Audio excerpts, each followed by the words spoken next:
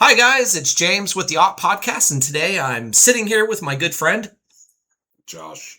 Sorry. And this time we slowed our roll. Mostly Josh was reining me in because I have so much. I'm excited. I'm excited to talk to Josh. So I last time totally forgot to hit record. We just talked for 5 hours, and it was like we didn't record anything. We just talked. So. But today we're going to talk about the fall, Genesis 3, getting into that. It's going to be fun times. Before all that, this is new, so we're still trying to figure out what is the message, what is our goals. And so there's going to be a lot of mission statements until we really hammer this out. So bear with us through the beginnings of our humble podcast. But my goal is not to deconvert Josh. I'm not. As the atheist, I'm not, like I said, I'm not militant. I don't need Josh to fall on his knees and praise nothingness, I don't want him to be like, let's go nihilism. That's not my goal. What we were just talking about is that it's at this point, it's really just about validation. And it's not, I'm demanding Josh validate me. It's a equal validating space. Because with the online space, it's always atheists can't X, believers can't X, everybody's pointing fingers, everybody is stupid, and everybody's a Nazi. Right? That's the internet, right? That's what it is. Everybody's a Nazi, and everybody is stupid. And I'm like, when you're playing that rabbit game, it's enraging, and it starts to consume your life, and you start to notice you're angry all the time, and you're constantly like, how can these, and you just realize this is consuming my life. I'm becoming a horrible person who's just angry all the time. And so I'm hoping my mission statement is to show two people who, non-believer, believer, still love each other, still call each other brother, still respect the other. I'm willing to go through this with him. I'm willing to, I'm going to say my bit. He's going to say his bit. And ultimately, in the question of, it's going to be a you decide. And maybe I'll change my mind. Maybe he'll change his mind. I don't care. That's not the goal. The goal is just to validate one another and to say, okay, look. I don't agree with atheism, but I can see how you got there. And I can understand that morality and ethics, these things that, one could start crafting a boogeyman and projecting that onto an atheist and saying, these are what atheists are. You can see an atheist who's like, no, I really struggle with ethics. I really struggle with morality. I'm deeply concerned about these things. I want to be a good person. I want to live a good life. I don't want to just live in sin. I'm not rejecting simply because I just want to go do horrible things all the time. Sounds like you're a monster. I know. I'm a moral monster, but I don't think that your morality is diminished because you're a Christian. I don't think that you're less of a human being. I don't sit here and say, he's a believer. He's stupid. He probably believes Santa Claus is real too. That's equally absurd. He's not. I know. I'm sorry. Spoiler alert. So that's why I'm saying, I think validation sometimes from two opposing sides is really going to be something that's really helpful to us who I think there are some people that are probably some sort of compatibilist, that's some kind of spiritualist, and maybe some people are just tired of the fighting and they're just like, I want to explore spirituality, but not in a combative way. I want to ask questions and I want to think critically on some of these things. But that doesn't necessarily, so I feel like maybe that's going to be the audience that we're going to be mostly towards is people that are looking to the people are looking to engage the Bible or engage matters of faith in a exploratory way and not in a, you're stupid if you don't agree with me or you're stupid if you don't agree with me. Did I say that twice? If we with or against. Hopefully that makes sense. If it doesn't, shoot me up in chat. But I think that's going to be the audience that would find anything that we say remotely useful. It's just people that are looking to not be quite so combative. Well, I'll give you my little shtick. and it's not a shtick, right? It's not a shtick. That's bad. I mean, it's something that people talk about, and honestly, people talk about. Okay, so I can understand why people don't believe in God, and I think that's where a lot of Christians go wrong. A lot of Christians are like, I can't believe you don't believe in God. Like, I cannot believe, especially if they grew up in church. Yeah. And they stayed a Christian and they just live that, every Sunday, very active in the church, right? They're not gonna ever think like that, because they weren't a sinner before they got saved. You know what I'm saying? Yeah. And so, and Christians are so afraid to give anyone who's not a Christian a platform. And I think that's the dumbest thing ever. And honestly, that's actually what attracted me to you, was just the fact that you read your Bible, you do more as a non-believer than a lot of believers do. That to me shows you have a very willingness. You're you know what I'm saying? Like, you're willing to open up. Yeah. You know what I'm saying? Yeah. And that's big. That's not something that people just do, one Saturday morning. Hey, I'm gonna start digging into philosophy. And I'm gonna, I want to dig through the Bible, and I'm gonna do it every day for, whatever. And so, because Christians are so afraid for them not to look good, that they feel like you have to look good in order to be a Christian. And I want it to be known that you can have tattoos and you can have gauges and all that stuff, and it's okay. We're humans, right? Yeah. Jesus knows this. God knows this. It's not like you're going to get to the pearly gates and God's like, oh my God, you sinned.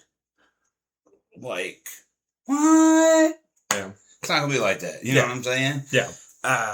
So, and I really want to build that bridge, because I'm tired of it. I'm ready for people to actually have a conversation where it's not about I'm right, you're wrong, or, I'm wrong, you're right, or us giving in to each other and being passive aggressive, or and then that's something that I cannot stand, or the whole people that are nice in front of you, and then but as soon as they go away, they're not really, they're not actually there to do that. They're just trying to look good. Yeah. Whatever. Yeah. So, I mean, I just think that Christians have given themselves a bad name. And I think because of that, they've pushed so many people. I'm not a Calvinist. I don't believe that, God started here and then end of time is here and all these people are going to get saved. So therefore, we don't have to worry about anything because those people are going to be saved. But that's clearly not what the Bible tells you, right? Yeah. So, but like I said, and when people, have to deal with that, or they feel like they have to justify why they live. You know what I'm saying? Yeah. Because a lot of Christians do that. You get somebody to a point where it's like, oh, hey, man, I just like the piercings. I just like whatever, whatever. And so they get tired of it. Yeah. And so, like I said, I want to try to build that bridge to where we can have people of other faiths on here, or people that, want to get in on the conversation as well. You know what I'm saying? Yeah. Yeah. So, and I think doing a Bible study with an atheist is probably the most like tongue-in-cheek sounding thing that there could be, but I mean, yeah. Well, especially since I'm not here to bash it, right? You know, right. Like I said last time, this is a gift from my super grandparents. You know, and I think there are some pearls of wisdom. And I want to tell you, I really appreciate that. Yeah. Is you're not here to try to pull a rug underneath me or to push me into a trap. It's none of that, because a lot of people will do that. Yeah. And, you know, it's like... they're trying to score points. They want to look good in that moment. It's all subjective. And be like, haha, scored one on them. Well, good is subjective. Yeah. Bad is subjective. People believe that an all good God wouldn't kill, nobody would die, but that's just not how things work. It doesn't work like that in the animal kingdom. Why would it work with us? You know what I'm saying? Yeah. Like, people aren't praying to God that the chimps quit having their, turf wars. Yeah. Right? Yeah. So people believe that we're mammals and that we come from monkeys. So, like I said, I'm not here to debate. It's just conversation. Right. You just got to keep that, like I was telling him earlier, my wild card is faith. His wild card is needing more, proof or... Yeah, I'd say, I don't know about wild cards. I think that, for me, it's mostly just showing that, for me, it's just showing that I am not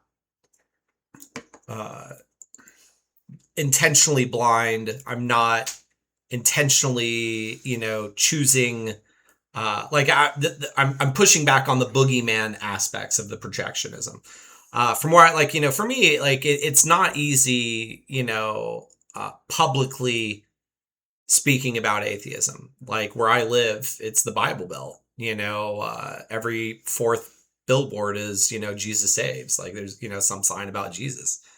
And just, the vast majority of people that I speak with have some belief in Christianity, some variation of it. So there's very few, if I talk about Hegel or Camus or, Soren Kierkegaard, people look at me like I got a third head, so it's,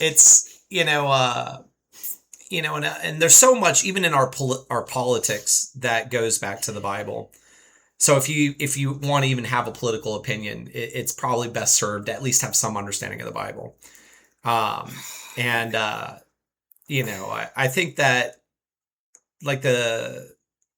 for me, again, my goal is just to fight back on some of the boogeyman aspects of this. And also for people on my quote unquote camp, the atheist camp, I think that sometimes we forget that our interlocutors are not evil believers that are trying to just beat us up or, to use some sort of religious violence against us. I think the vast majority are just normal human beings, really, just trying to do the best they can. I think that Christianity provides a framework. And I think that if you don't go down that path, you just need to find, I think you do need to find a framework. Yeah. I think that I think that, when you hear the statement of we need to bring Bibles back into school, what I hear is an ardent desire for people to have a moral framework. Yeah. I think, these kids just don't have a moral framework, and I saw an interview just the other day where a guy was out of college and he was like, do you think about the way you're living your life? And the girl being interviewed just goes, I just kind of do what I want to do. And he's like, have you really thought about that though? And he was an apologist and he was out there doing conversion work. But if you stop and really think about what he's saying, he's like, why don't you just be more thoughtful and more aware of how you're living your life, and and I think that when I listen to a lot of apologists, like a lot of what they're doing, and I do listen to a lot of apologists, a lot of the times what they're just saying is so many of us are just walking through life, kind of lost, really. And what I mean by lost is, I mean, like, we're not thinking about living good. We're not thinking about, like, for a secular humanist, we're not thinking about, how do I help my fellow man? How am I living my life? Am I living my life in a way that, I can avoid life's pitfalls? Am I avoiding hedonism? Hedonism is something we should avoid. What is, that's what makes hedonism so, seductive, is it feels good in the moment. It's kind of like eating a Big Mac, right? In the moment, you're like, it's delicious. Assuming you find Big Macs delicious. But, you kind of like 15 minutes later feel really bad. You kind of feel run down, right? It's like that. That's what that food does to you. And if you eat it all the time, your weight goes out of, and all these bad things start happening to you, right? Hedonism would have you keep eating, right? Whereas, that mindfulness, would say, hey, like a glut, maybe you need to stop eating quite so many Big Macs. Like, you feel like crap afterwards, you're gaining weight, you're having all these bad outcomes. Maybe you should stop. So it's in the same way, and that's just one thing we could point to. But we could talk about, like, hedonism with women. Is it, if you get into a mindset, like, let's say the P word, right? If you're watching the P word regularly, it's hyper addictive. And the reality is that it can damage your ability to form lasting relations with members of the opposite sex, because you've trained your mind to be constantly swiping, right? Up, down, left, right, whatever. It's rewired. And so now you're so excited day 1, day 2, and then day 3 you're like, man, I've seen it. Where's the next one? And you can't form that relationship. Yeah. Now you can't. Let's be honest. What does that lead to? It means you can't get married, realistically. Oh yeah. Because you can't commit, because you're going to look at your wife, and after a week you're just going to be like, I'm bored. You're already bored with your soulmate. Like, I think so. I think that understanding that, just doing what you want to do can have long-lasting negative consequences. And any framework that is saying practice mindfulness, any framework that's saying stop and think, then act, is a framework that's going to help you have better life outcomes than a laissez-faire, I'm going to do what feels good in the moment. So... and I think, like, members of my generation, I think about us, we had no idea how addictive the P word was. We had no idea. No. And it so wasn't talked about. Yeah, it wasn't talked about. There were some magazines and be like, oh, hey, but that was really, it went from magazines to on your phone in your hand. Super accessible. And so, you know what I'm saying? And it used to be like a thing where you found your dad's. Yeah, exactly. And he probably had a few from his dad. And, you know what I'm saying? Yeah. And it's, yeah, exactly. I know, right? You know what I'm saying? And so it's not like that no more. Yeah. Well, you had to really rely on your imagination, and but now it's, you see it, and I know people who genuinely cannot form long-lasting relations, or it's something they really struggle with. My wife and I, we had a conversation about it, and it's for her, she really helped show me, like, that energy belongs to me from her perspective. And I never thought about it that way. And when she said it, I was like, okay, that makes so much sense. Yeah. Like, and so it's that mindfulness.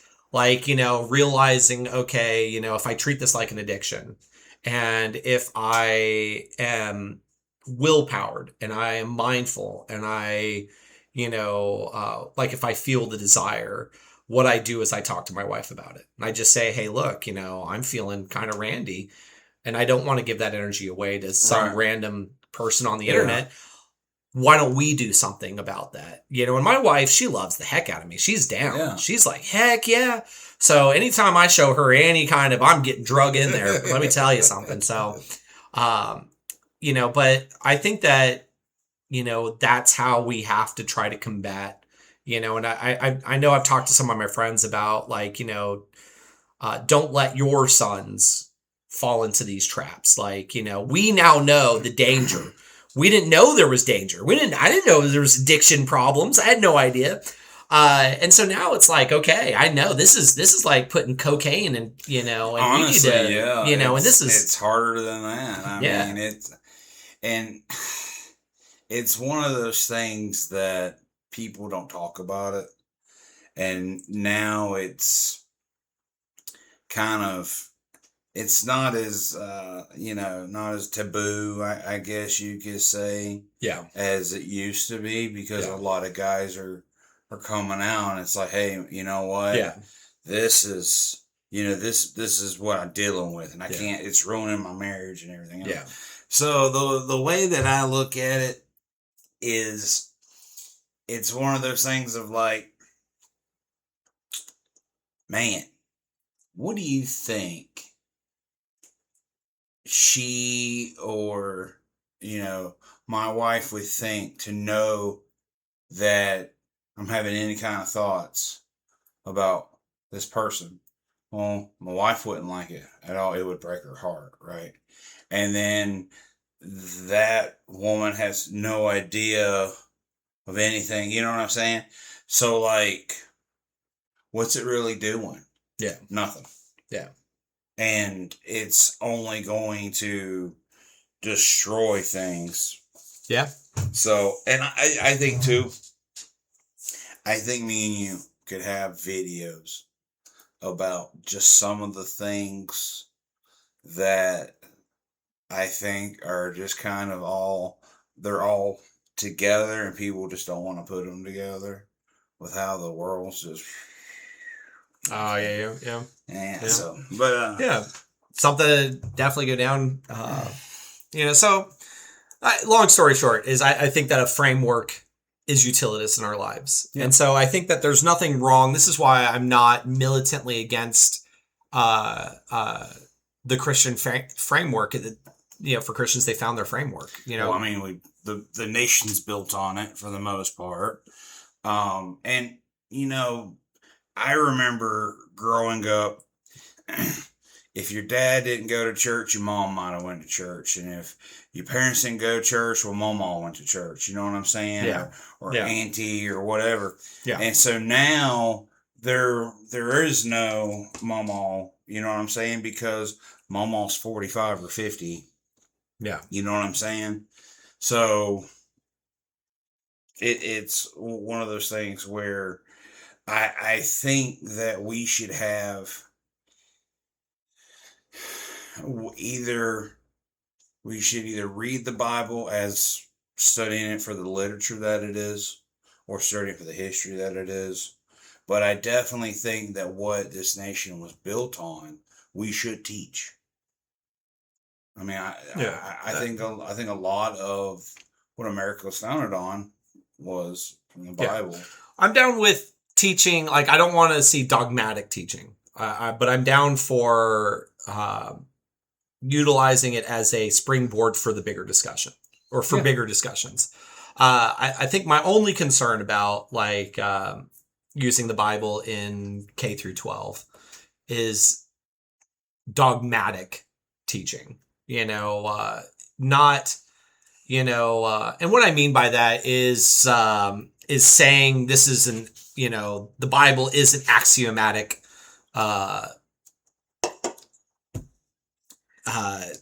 pillar of society. Like, this is it's taught from a position of this is definitively true. I think that I'm not a huge fan of that, but I would be fine with I think it's perfectly reasonable to sit here and say, to use it as, okay, here's a biblical story, let's understand the hermeneutics maybe, and let's try to understand, like, what does that mean, for justice? What does that mean for, right. ethics? What is, just war theory, I think is it's good to, to look at, some of the older war stories found in Genesis, or not Genesis, I'm sorry, but found in the Old Testament, and asking yourselves about just war theory. Perfectly fine with things like that. I think that it's a good springboard for the bigger discussions. I think like when you explore Thomas Aquinas and his objective versus subjective morality, like, saying God is objective morality, I think that,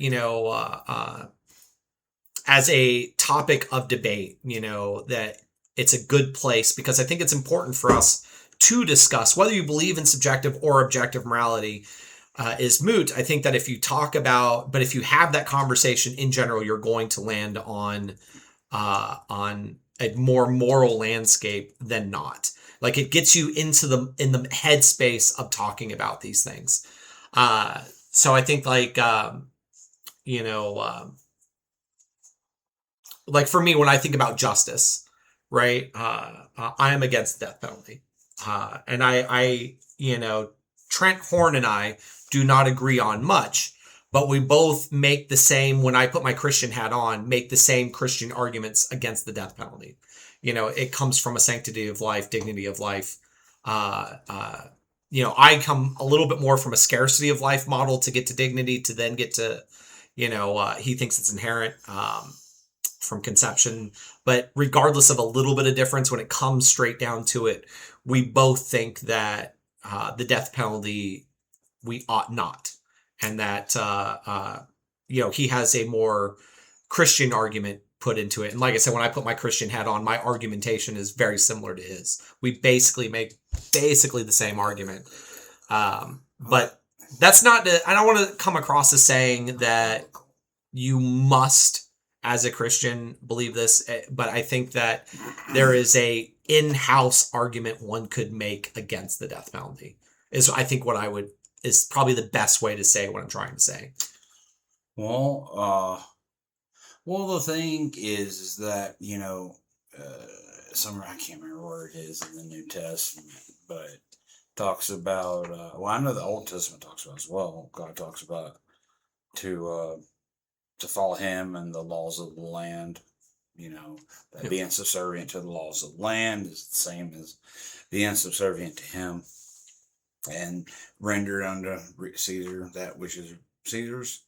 I think that you could also look at that as a tax, a law, right? Yeah. So my thinking is this: you made a bad decision, okay? If I believe that morality severity is really what people should talk about, because it's not really subjective, so to speak, per se. It's more of severity. Do you take, sorry to interrupt, but I want to clarify something real fast. This is a clarifying question, not an attack question. By all means. Or a gotcha. It's not no. It's just a clarifying question. Is the statement, all sins are equal in the eyes of God, do you agree with that, or do you not agree with that? And that's not a Christian. No, back at, like, there are Christians that land on one side and there are Christians that land on the other side. So it's not an anti-Christian question. I'm just curious for clarity. I would say it's two sides of the same coin, I think. Okay. So what was it on? Sorry. Well, no, it's fine. I asked if whether or not you agree that all sin is equal in the eyes of the God, and then you said it's the same, or two sides of the same coin is what your response was. To God. That's to God. All sin is the same, except for blasphemy. Blasphemy is the only sin that God blaspheming the Holy Spirit. Yes, right. For whatever reason, that's the yes, yeah. Right, I know what you're talking about. Yeah, right. Okay, so to me, people are looking at severity. God doesn't look at severity. A murderer is just murder is just as much of a sin as stealing is. But to us, would you rather live beside of a thief, or would you rather live beside of a murderer? Can I ask a clarifying question? Yeah. what if the murderer only kills people I also want murdered? Then, what if I'm not on his hit list? What if I'm really good friends with the murderer? I really like my stuff. No, I'm just kidding. I am kidding. I'm so sorry. No, I mean, obviously, it's like, is jaywalking versus, some, like, is there obviously, for me as a secular humanist, I'm 100% in the utilitist, I think that, there are degrees of, degrees of badness or degrees of guilt or degrees of, so somebody who jaywalks, if I saw it and if it was like really egregious jaywalking, like the worst I think would be like a fine, whereas, if somebody, was a contract killer and killed 20 people, I would want them to be the most, penalized person.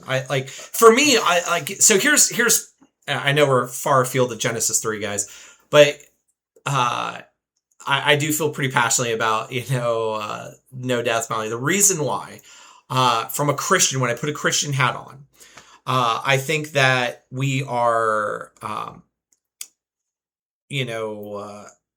death, there's no take backsies from, the death penalty. Like once you execute them, they are dead. There's no coming back. So Same I think with the 20 people. Oh yeah. But my point is that, I think that if we are to truly believe in salvation and to say that all are able to be saved, like no one is so bad that they can't at some moment stop and give their lives to Jesus and come back from the precipice, right? And I think that, especially since we're dealing with potentially, I don't believe in hell, but if I have my Christian hat on and I believe in hell, I think that we have a duty to try to rehabilitate as much as possible. I think we have a duty to say, we have got to give this person every chance to turn their life around and redeem themselves. Like they'll spend every minute of the rest of their life in jail forever. And then two, the other reason why, is because, we have executed innocent people before. And I can't imagine a greater injustice than to inflict the maximum of justice upon an innocent person, and there's a lot of studies. It's hard to tell what percentage of innocents we have executed. But I still think like it gets into a question of at what point, what percentage of innocents executed are we comfortable with in order to have this? And, if I were to say, is 1 in 10, if we executed 10 people and 1 was innocent, should we stay the death penalty? If it was 1 in 100, if it was 1 in 1,000, if it was 1 in 10,000, like what's the limit? Because there is a limit, right?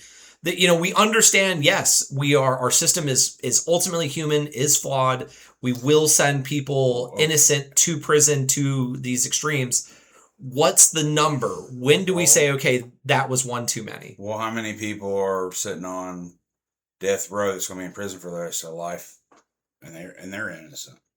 Yeah. I mean, well, that's a question that you can apply to anything. Yeah, but here's the thing. I think that with life in prison, right, there's always the possibility of, if you're an innocent person, of something coming out. So, like we had mass exonerations when DNA testing came out. Right? So who's to say what is over the horizon? If you're an innocent person, sitting with a life sentence, you're going to be in jail. It's 20 consecutive life sentences. You're going to be in there forever. Right? And you're innocent. And you're fighting tooth and nail to prove you're innocent, but for whatever reason you're there. And then, DNA testing comes out and exonerates you. Right? All of a sudden, like, so for me, I think that is something that, while obviously DNA testing has come out, but who's to say there's not a greater technology that's over the horizon and we're going to see another swath of mass exonerations? And so this is why I think that life in prison, even for, I think from a redemptive standpoint and from a humanist standpoint, I think that we ought not. But again, talionic justice, eye for an eye. There is and in my one, I do acknowledge there's a Bible verse that talks about because man is divine image, made in the divine image, to kill, whether it be man or beast, somebody made in the divine image, the answer is death. Like you are to put them to death. And there is a quote in the Bible. And I know Dan McClellan has a response to that. But either way, I understand when you say, James, the Bible has clear examples of eye for an eye, tooth for a tooth, talionic justice. And there are scripture lines that are going to side with execution is perfectly fine. But despite all that, I'm still against it. So, I don't. Yeah. Now, dare I say this? But that's one of those things to where I think that's just how you feel. Yeah. Whether it be right or wrong, whether the Bible is like, hey, no matter what they've done, never murder that person or you're going to go to hell. Yeah. Something like that. Yeah. I mean, maybe. Yeah. No, I get you. I guess what I would say is, again, is it, am I the boogeyman for saying I think that we ought not execute people? Am I a terrible human being for being against execution? This is part of that part where it's not demonizing someone who, like, I'm obviously against the death penalty. I'm assuming you're more pro for it. But the point is I am not projecting you as Satan. And I don't think you think I'm an evil person for my views. And that's kind of the point of what, to bring us full circle to our mission statement, is simply to say, I can present my argument and say, this is why I view it this way. And you can present your argument and say, this is why you view it this way. And at some point we could just say, like what you did, say, I hear you. I don't agree. I understand where you're coming from, but this is just a line for us. And I'm on one side, you're on the other, and that's it. And I think that that's healthy. It's perfectly fine for us to not agree and not make the other person evil, stupid, or, a Nazi. That's what I was trying to think. He's not a Nazi. There we go. It's the internet, so we're not Nazis. Yeah. So that's what I'm saying is that you're not a horrible, evil person because you disagree with me, and it's perfectly fine. And I think valid to say, I disagree with you but I think that it's also equally perfectly fine to agree with me as well. Like, I think that is also equally valid. Well, I think it's one of those things to where, if we just loved everything about everything, it wouldn't really work. Yeah. You know what I'm saying? It wouldn't be as strong of a bond, when you can be like, hey, that guy's totally wrong in my opinion, but, by God, I love him, that kind of a thing means more. Yeah. Yeah. No, I get that. Okay, guys. So the long-awaited Genesis 3, aka the fall. Primarily in the story, for me, the three most interesting aspects of it is the snake, the tree of life, and the tree of knowledge. So all cards, no gotchas. I informed him last week of these areas that I was mostly interested in. Primary questions. So I'm going to just run through the questions and then we'll go into it. So, primary questions is, how is it that the snake knows what the tree of knowledge of good and evil does? How is it, or why are these trees in the Garden of Eden in the first place? And I think that, then we talk about like culpability, mens rea, guilty mind. If one does not know, good and evil, how can one be judged for that, lack of knowledge? Like if I don't know what righteousness is and I do something unrighteous am I like, what is my culpability there? But I think there is. I think everybody knows deep down. You know what I'm saying? We all know what's right and wrong. Like, we shouldn't kill, shouldn't steal. Yeah. All that good stuff. One second. Okay, we've resumed. Okay, sorry about that, guys. Nature called. So, okay, so the snake. How does the snake know what the tree of knowledge of good and evil is? The tree of life. I think that for me, and I know we talked a little bit about this before, but for me, the tree of life is. I think it's proof that man was made mortal. And the tree of life, if it's like the reason why it's there. And it's not even forbidden fruit. God only forbids the fruit of the tree of knowledge of good and evil. So presumably man could have eaten from the tree of life before, or, and just never ate from the tree of knowledge of good and evil. And then again, the tree of knowledge of good and evil, why is it in the garden in the first place? So with the snake, for me, when I read it, we're looking at Genesis 3:1. Now the serpent was more crafty than any other wild animal that the Lord had made. And that's really, I think, the only biblical justification that we see about the serpent having this knowledge. He's just crafty. So I guess we could, if we supposed for a moment and really just try to think about what do we mean by crafty, does that mean that the snake puzzled it out? And to preempt the argument for Satan, which is fair, it's fair to say that the snake is Satan and that's how the snake knows. I would say that for me, the reason why I am not 100% into it is that I think about the story of Job, and when Satan is presented in Job, it's not the snake, so here we're talking like it's just saying the snake. It's not saying Satan, the enemy. It's not saying that. So I think that for me, it's not, but I do think that when we look at Revelation 12:9 or 22, both use the snake imagery with Satan. So, it's not, that's why I say I don't think it's impossible in the story that the snake isn't Satan. I'm not saying, no, you're wrong, he's definitely not Satan. Like, we use this imagery in later views. And so I do think it's a later interpretation, but that's not to say that later interpretation isn't. It's kind of like if you agreed with Midrash, right? Midrash is a later interpretation. So, but if in you that sounds correct and you go with it, like, who am I to tell you that it's not,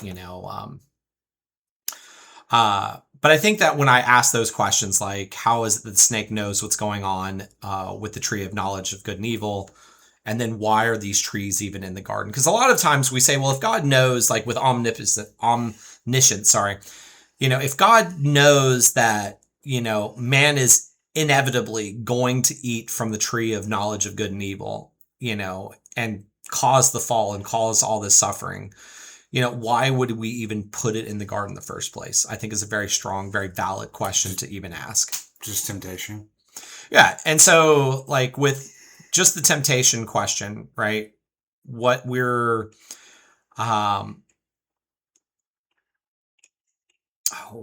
sorry, my train of thought just got derailed for a moment.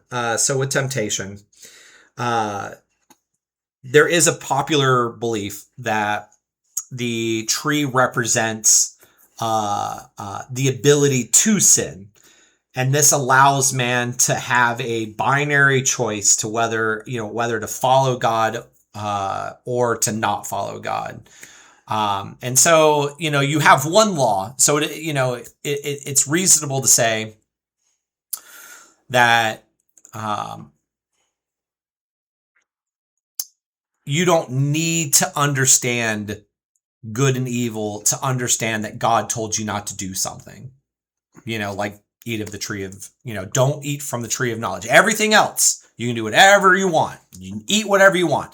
Just do not do this one thing. And even though you may not know the why, God doesn't say, well, this is why. You still know that God has commanded you not to do something, and then, you do it, and then your eye, the eyes are lifted. And so that's a valid response to simply say it allows for free will and, allows you to choose God versus not choose God. And while, yes, God may have seen or foresaw that, man was going to eat from the tree. The way it's been explained to me, like when I go and look and listen to what apologists have to say, their view is to say it's like God has all of history on a VHS, and he can fast forward and go backwards, but it's all there and he knows all of it, right? So it's like saying, like on a football field, the quarterback, God has seen that the quarterback is going to throw an interception, and that interception is going to cause the team that God's rooting for to lose, and so even though God knows all this, because it's a recording, the guy made a free will choice. Like he chose to throw the ball. Like he may not have intended for it to be intercepted, but he made a bad choice that led to an interception that led to his team losing. I know that interceptions and sin are not 1-to-1, but in terms of describing how we can have free will in a universe where God knows the answers, that is a possible way to look at it. I don't know do you think do you like that? Do you not like it? I don't know. No. I was just thinking intercepted for sin. I was just thinking, I was on my path of righteousness, and then I just got intercepted, and I'm just, Yeah. Well, I guess the way I would word that is here to comes say, a lineman just pile drive me, and there's, But I mean, I suppose we could say that there are things that we have done in our lives where we didn't intend for it to have a negative consequence. The P word we were talking about earlier. You may not have intended to ruin your ability to formulate relations. It's just a consequence of your actions. Whoa. So in this way, he may not have intended to throw an interception, but he made a bad choice. Yeah. And he threw it in a poor way that allowed, the opposites, So again, interceptions and sin, it's not a clear 1-to-1, but there is some parallel. But I think that the greater point is to say that it's even though the outcome, the people, like if you record a football game, even though the outcome and how the game goes, the people playing the game were free willed to do it. Right. Because again, getting into that springboard, when we talk about libertarian free will, when we talk about compatibilism, or we talk about hard determinism, those are questions about so this is why I say, I think The Fall is a great story. It's very spicy because there's a lot of things going on in The Fall. Right. And it leads to a lot of questions of, well, wait a minute, if I don't know right from wrong, is the fall just? If I don't, and you can qualify those statements, and you can say, well, the reason why is A, B, C, and D. And I think the exercise of going through of justifications A, B, C, and D can lend you or lead you to places where maybe you hadn't thought about before, where you're like, well, damn, I never really thought about why this was, I get the first, but I never really thought about it in that way. And so let me think about justice in a way that I hadn't thought about justice before. I think it's the whole, the road to hell was paved with good intentions. Yeah. And it's kind of like the whole, P word thing, mm-hmm. You just, oh man, yeah. You know what I'm saying? You Movies! You had the best of intentions. Yeah, you didn't realize it was going to get you addicted and, it's going to ruin your sex life. Yeah. Yeah, right. And it's like, wow, this is free. Yeah. You know what I'm saying? No, it's not. No, it's not free. Oh, yeah. There's hidden chains embedded in there. If you're not careful, they'll snag you. Yeah. And I think that's really what it is. It's just, I mean, I've done it. Yeah. I've paid this just just beautiful road, just straight to hell. And it's just one of those things of like, well, that sucks. Yeah. You know what I'm saying? Yeah.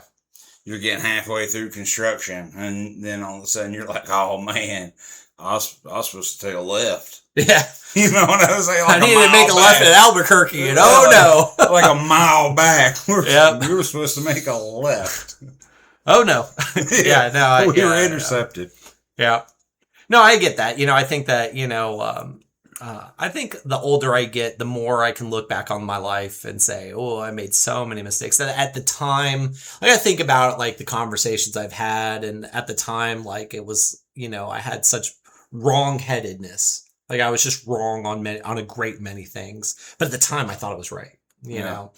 And I think that age does that to you. Like I think when you're young, you're so convinced, you know. Yeah. And then age is going to humble. Like you are going to eat some humble pie. At some point, you're going to look back on your life and say, I was an effing idiot. I didn't know anything. I thought I knew, but I didn't. But yeah, no, I think like I said, I think this is a great springboard to jump into these things. So like I brought up compatibility, hard determinism, and libertarian free will. Are you familiar with those concepts?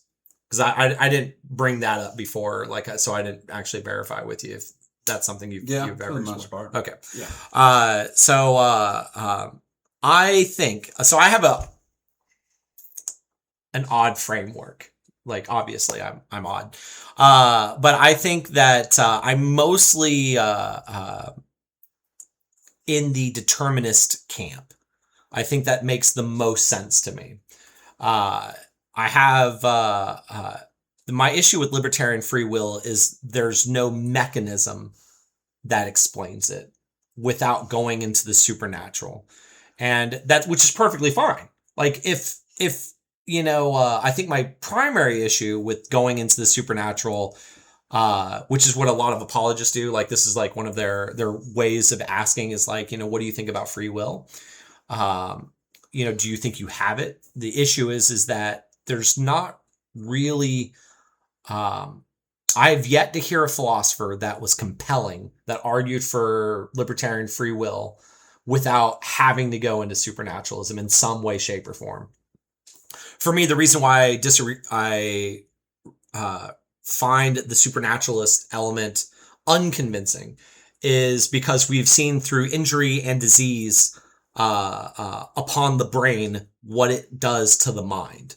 Oh shoot, his name's missing, but the guy who got the railroad spike through his head. He was a God-fearing, good man, and then afterwards he became a hard drinking, I believe, atheist. Like he was angry all the time, cursing. Like so, this dramatic personality shift occurred. And so when I'm at so one of the questions that maybe chat you can help me out with, and Josh, of course, if you want to, what is the soul, right? If we're gonna, because I've always envisioned when I was younger and more, faithful, I really believed the soul was just like the voice in my head, right? Like that spark of, I don't know what, but that thing in my head that makes me think, the internal witness. I thought like that was it. And, like that when I died, I would, probably be like, I think I talked about this, like the big light, little light. Like I'd be like a candle flame next to the blazing, super sun that is God. But I would still be some kind of entity that, was, hang on, my wife just rolled in. Yeah, so with, back at it. So with libertarian free will, I don't see a mechanism. So like when we say, hey, the soul is what provides you with your free will, I don't see a mechanism, especially when we look at cases of injury or disease upon the brain and those effects on the mind. It seems like these processes originate from the physical mind and not some supernatural element. And with compatibilism, the reason why I can kind of be a little compatibilist is that there are truly random things in our universe. So like when you look at nuclear decay rates. The decay rates are well known. Like, hey, the half-life for, blah, blah, blah is 15 years, right? Like that is well known. But the instant moment, the moment of moments that a nuclear isotope decays, like it has a natural atom split, that is foundationally random. We have there is not a domino that topples over to knock that domino over. It is a uncaused cause. Like it domino, it tumbles over on its own accord.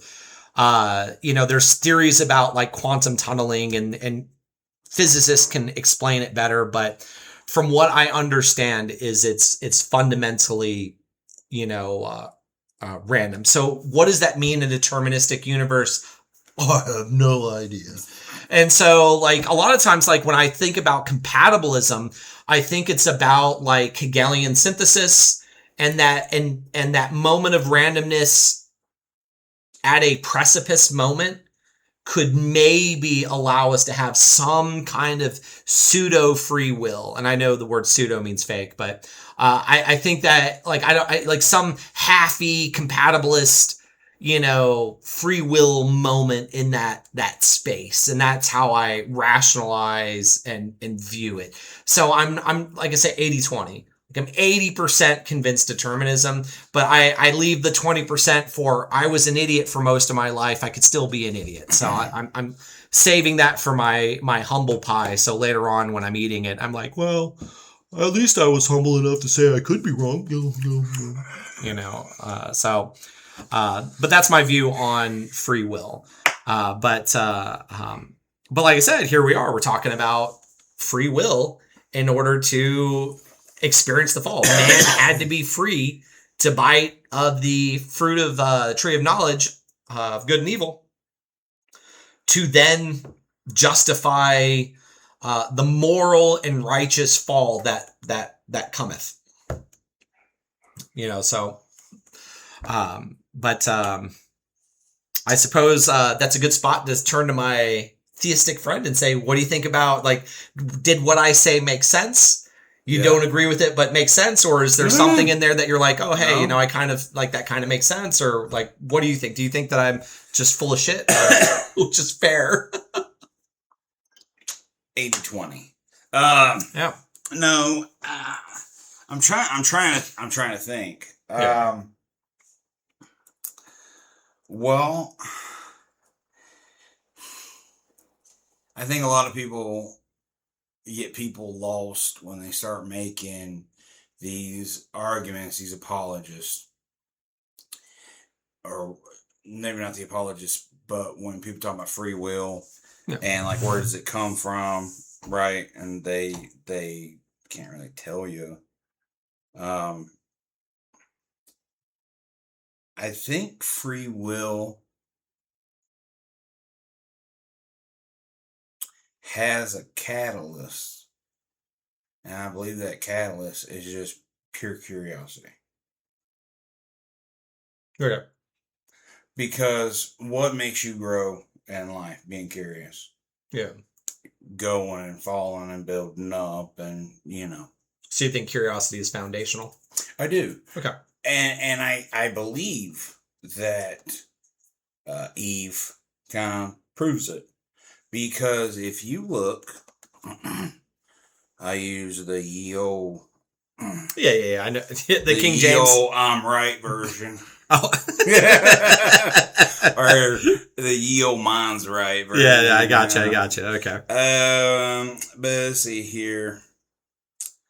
And the woman said unto the serpent, this is verse 2, we may eat of the fruit of the trees of the garden, but of the fruit of the tree which is in the midst of the garden, God hath said, ye shall not eat of it, neither shall ye touch it, lest ye die. And the serpent said unto the woman, ye shall not surely die, for God doth know that in the day ye eat thereof, then your eyes shall be opened, and ye shall be as gods, knowing good and evil. Okay. Now, I think that the snake, remember, was more subtle. Yeah, crafty. But yeah. I believe that he didn't know that. But I believe because he asked. Yeah. Right? If he knew, why didn't he just say, hey, God says that he's going to kill y'all or whatever, destroy you, and you're going to know all this, whatever. I can understand that. But he didn't. He asked her, right? And then she says that God will kill us. Right? Is that what she says? Yes. So the snake, was more crafty. That's verse 1. Then in 2, he said to the woman, "Did God say, you shall not eat from any tree in the garden?" The woman said to the serpent, "We may eat of the fruit of the trees in the garden, but God said, you shall not eat of the fruit of the tree that is in the middle of the garden, nor shall you touch it, or you shall die." But the serpent said to the woman, "You will not die, for God knows that when you eat of it, your eyes will be opened, and you will be like God, knowing good and evil." So, I believe that he just made 2 and 2 together. Now, God made this fruit that he doesn't want them to add all of the fruit in this garden. They can't eat that one. Now, what would that tell you? It's got to be because of something. So I believe he just made a guess that he's just that subtle. So that crafty. I think he's just that crafty. I can see. I think I would be a little. Let me just give you the counterpoint, like that is formulating. I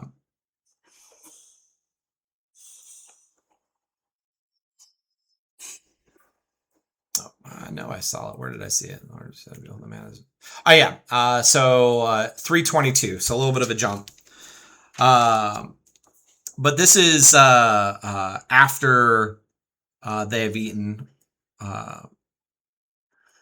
Because they in 20, the man named his wife Eve because she was the mother of all living things, and the Lord God made garments of skins for the man and for his wife and clothed them. So this is after he has decreed basically the punishment to Adam and Eve for going against him.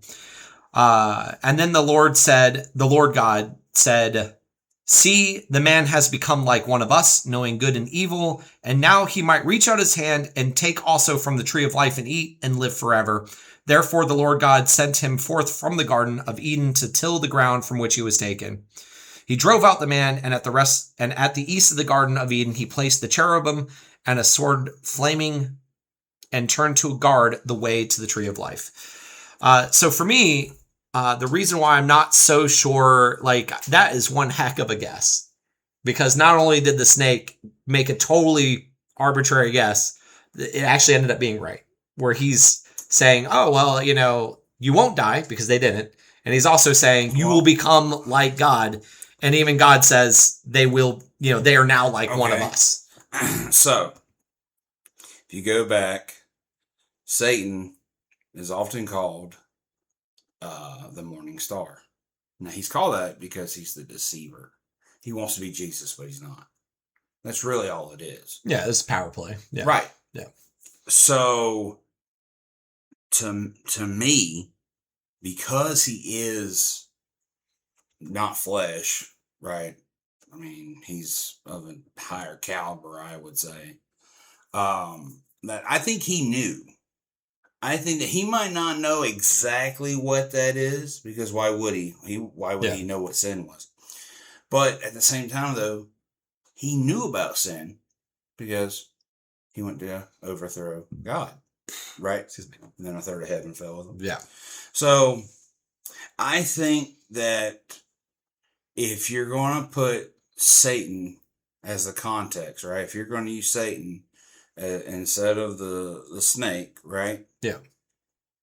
It either way, You know what I'm saying? Yeah. I actually, I think that the reason why I think it's so compelling to believe the snake is Satan is because it solves the question that I'm asking. Like, it really does. Yeah. Like, when I say, how does the snake know these things? If the snake is a fallen angel, or maybe even an angel pre-fall, Right. because there is some versions where you could read this and say Satan is trying to show God why he shouldn't even be bothering with humans. Yeah.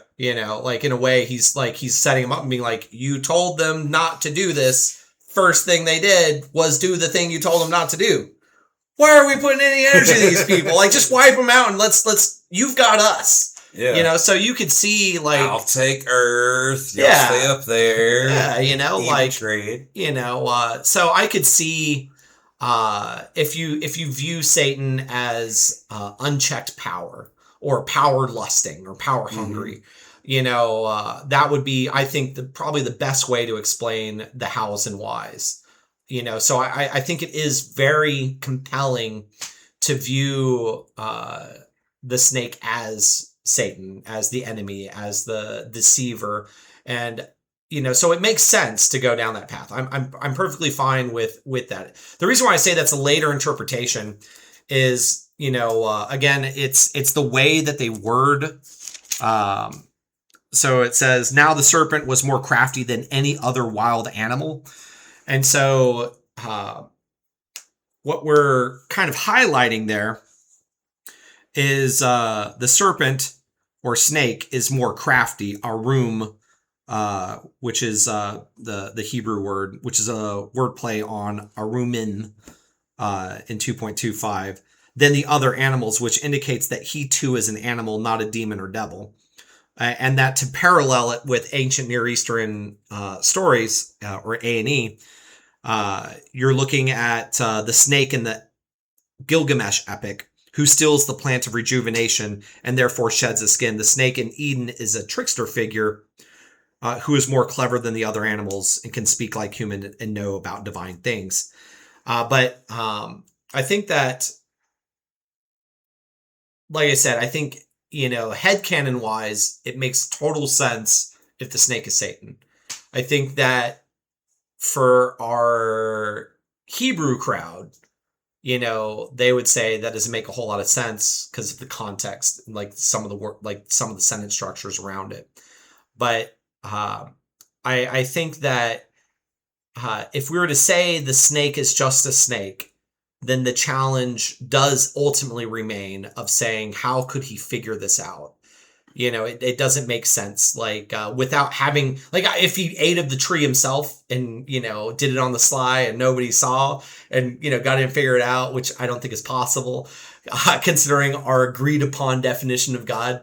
It's one of the, but it's a conundrum. It really is. If it really is just a snake, the hows and whys, I think, are really problematic.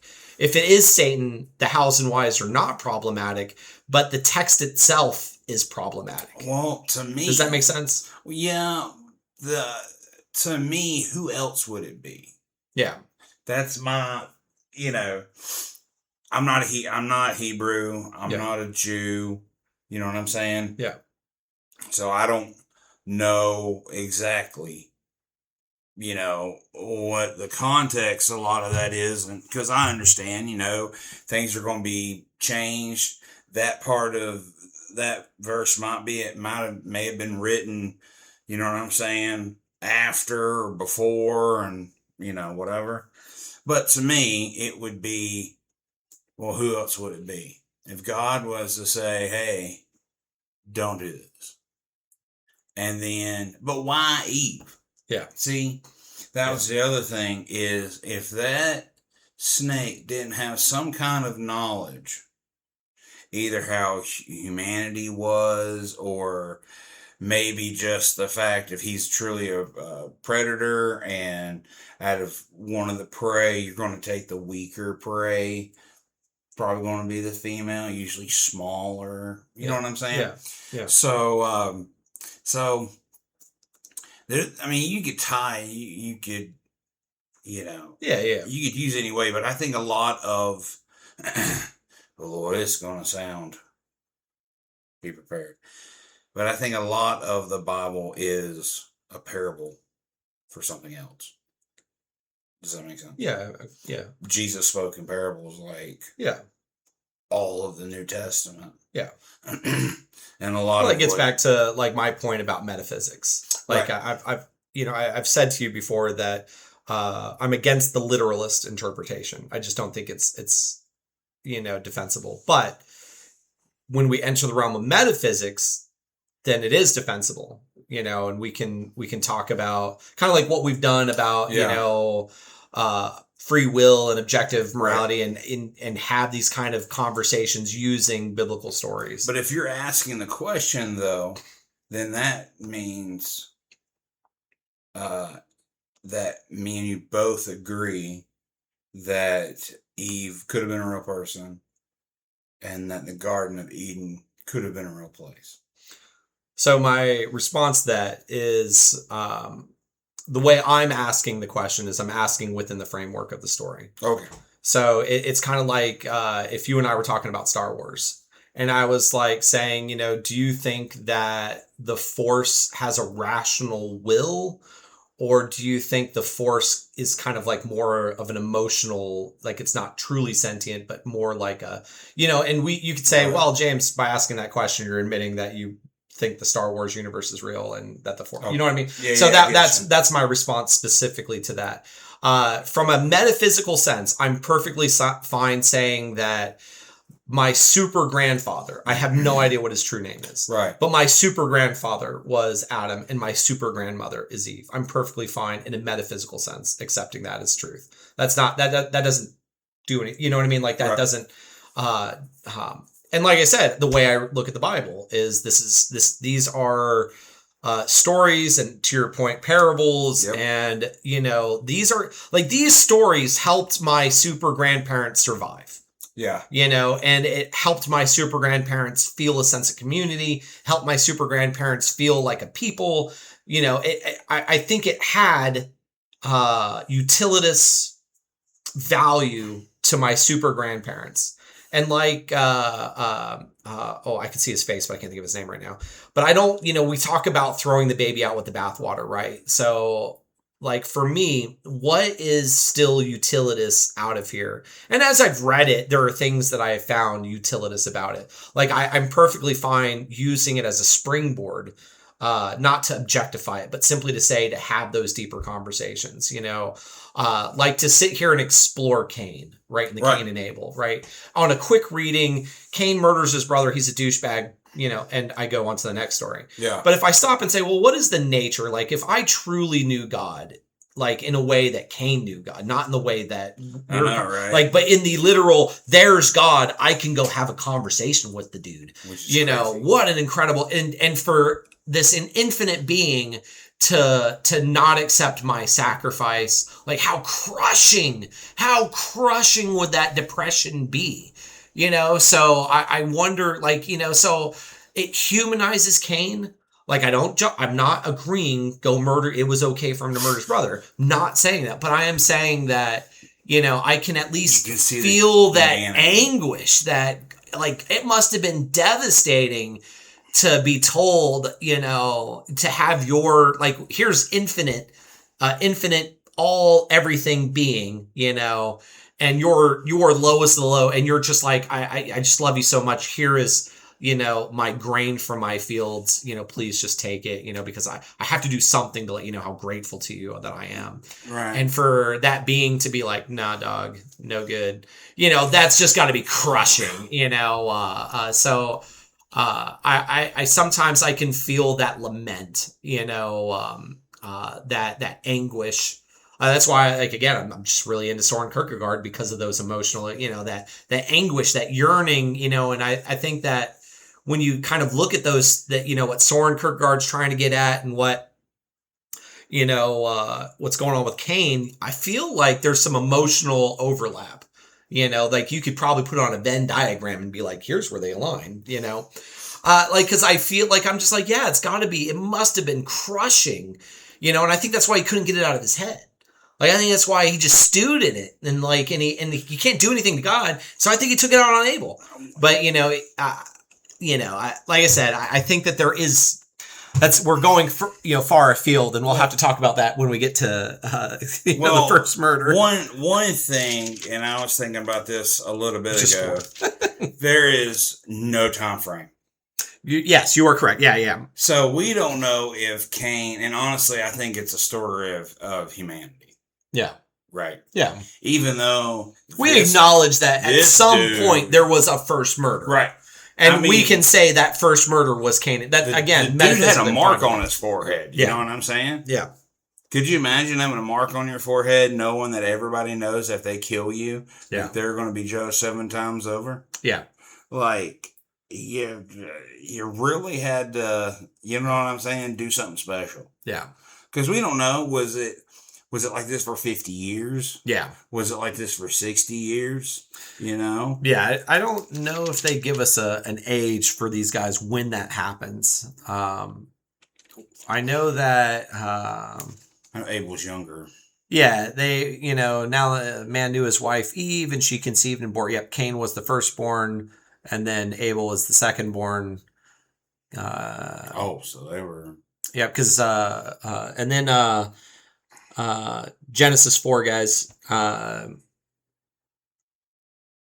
In the course of time, Cain brought to the Lord an offering of the fruit of the ground, and Abel, for his part, brought of the firstlings of his flock their fat portions, and the Lord had regard for Abel and his offering, but for Cain and his offering he had no regard. So Cain was very angry, and his countenance fell. I think like the first time I read, I was just like, you know what I mean? Like, I think the story of Cain and Abel is so famous. You already know the punchline. You know that Cain is going to murder Abel.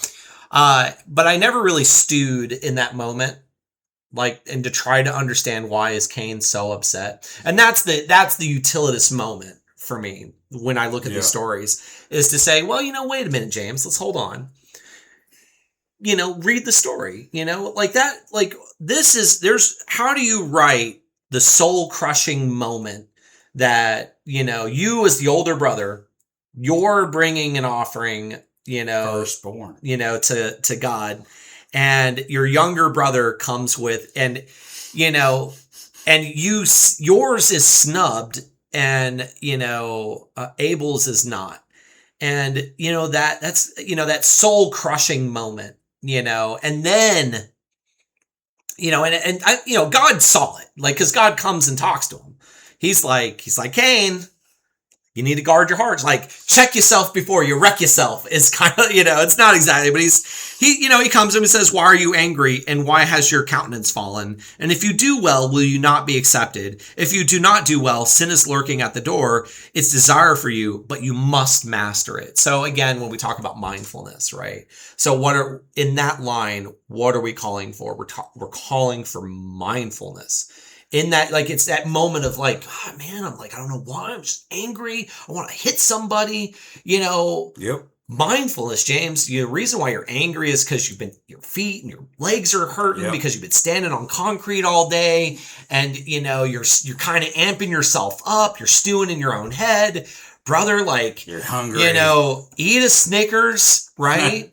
And calm down, woo-saw, be mindful. I start to form a fist. No, James, sin is lurking in the corner. And while I may not believe in sin, my super grandparents did, but the story is still the same. Hey man, unball your fist. Yeah. Because if you act out on this desire, right? Live by the sword, die by the sword, right? You hit somebody and he turns around and hits you and he just knocks your block off and that's it. Just rewards. You shouldn't have attacked him. You struck a man. What did you think he was going to do? Let you beat him up. So they're just that's their way of saying, beware, James, beware of those moments, be mindful, and so, super grandma and super grandpa are right. They're right. You're right. So, I feel so sorry for these people that have to deal with these trials and tribulations like they do, just so that we can have a lesson from it. Yeah. Well, I think that that's the great gift, though, that I think that I do rejoice in, I do have pride of humanity's march towards a more moral landscape. You know, I don't think one of my problems with this notion that, you know, we are, you know, when you're comparing the finite to the infinite, us imperfect versus perfection, we have a tendency to minimize our triumphs to such a degree that, you know, it's all evil and pride, you know. And I'm like, you know, I hear, you know, that call for humility, but at the same time, like, I think that we should rejoice that, you know, America, we got through the Civil War and that we ended slavery. Like, I think we can rejoice in that and be like, we have moved ourselves to a better place. You know, I think that, you know, if you, you know, I don't have children, but, you know, if you and Daisy had a daughter, and if your daughter, you know, became a doctor or did something with her life, you know, that, you know, and I don't want to say like being a housewife is bad. If she chooses to do that, that's fine as well. Absolutely. But if she desired to, you know, maybe she, you know, has children right away, and then when she's 40 and the kids are out of the house and she says, you know, I want to go and study being a doctor, and she goes and accomplishes that, I'm glad that we live in a society where she has that ability. Yeah. I don't like the Victorian, how we treated women in the Victorian age, where it was the only agency you have in your life is to marry rich. That's it. That's the only thing your little mind needs to focus on. And then the fear of you can't inherit property. So if your cousin doesn't like you and he throws you out, you're just screwed. You know, like, I think that, like, some of those notions, I'm like, I'm glad that women have the ability to inherit now. I'm glad that women have a little bit more agency in their life, like, regardless of what they choose. If they choose to be stay-at-home moms, great. If they choose to go and be professionals, great. If they choose to try to do both, I think you should focus on one or the other personally. But regardless, I think it's a net good that women have agency in their lives. And I think that we have, like, I consider it a triumph of humanity to be on these, to have made these gains, these moral gains. And while, yes, when I say you know, when we look at our imperfections and compare it to perfection, we are minuscule and nothing. But at the same time, I think that it is doing us a disservice to not even acknowledge the positives that we have attained. Like, you know, we read about our super grandparents, you know, views and beliefs, and some of it was not perfect. Right. You know, and it's like saying, okay, but we're working on that and we're trying to be better. And I think that's a good thing. And I think that we can acknowledge those things, and we can do so humbly, you know, but I think that it is wrong to assume we can't even do that. I think that's my 2 cents on that. Going back to Gen 3, we'll skip Gen 4 next time because we've basically talked about Gen 4. Because really the only thing I have to say about Gen 4 is the older I get, the more I'm like, I kind of feel bad. Like, not that I feel bad, but I can relate to Cain in a way that I couldn't when I was younger. Not that I justify anything that he did. I'm just saying I think I can feel that anguish. And I couldn't feel that anguish before. The last thing I want to talk about with the snake specifically is, and you can blame Alex O'Connor for this, the Gnostic tradition. And I know I've spoken to this, and you have a tendency to laugh and be like, well, yeah. Again, it's interesting. It's one of those out there things. So in the Gnostic tradition, the snake is a Promethean figure. Prometheus being the god that gave man fire, and Zeus got very angry, and now his liver's getting eaten every day. The snake, for us, he does the same thing. He brings mankind enlightenment, and God in the Gnostic tradition is the demiurge. So the God of the Old Testament is the evil demiurge. She's the creator god. Stuff is bad. Spirit is good. Kind of those are the mentalities. And the snake is actually Jesus. Because, you said, who else could it be? Jesus is trying to free us from the evil demiurge, the evil creator God. And so he's bringing enlightenment to man so we can escape the Garden of Eden, because the Garden of Eden is actually a prison. So it's kind of like, that's kind of the mental. I know you're looking at me like I'm crazy. No, but that's kind of like the idea that is going on behind it. Like if you wanted to like dig deep, yeah, that fits. Yeah. Like the way, I mean, it definitely does make sense because, the Eden is the prison, and, God put us there, right? Yeah. And so the only one who can free us is Jesus. So, I mean, it's a very convoluted way of saying it. Yeah. But it's definitely something to really make you think. And it's that opposite thinking. Yeah. Where it sounds real bad. But then when you start kind of putting thought into it, it's like, oh. Yeah. That makes sense. Yeah. So the big thing to know about Gnostics is physical stuff is bad. And the way you can kind of rationalize that is imagine a perfect triangle. It's literally impossible. It's like it's like hand draw a perfect circle. Yeah. You can't do it. Right. It's literally, there will always be some minute flaw. And even if you were to have it like machine drawn, if you were to zoom in what we know about atoms, right? There's fluctuations in the electron field. Like there are electrons in my body that are passing into this table and from this table back into me. That means it's asymmetrical. Like it's asymmetry. Yeah. So no matter how perfectly drawn that line is on a atomic scale, there is asymmetry. And so that line is not perfect. It is impossible to have a perfect line. It's impossible to have a perfect circle. For them, the classical question was, can you imagine a perfect triangle? And the reality is, no matter how perfectly you try to make the triangle, it's always going to be, one of the angles is always going to be a little off, no matter what. You just cannot imagine a perfect triangle. And so the question then becomes, is anything physically perfect? And for ancient thinkers, math was the ultimate form.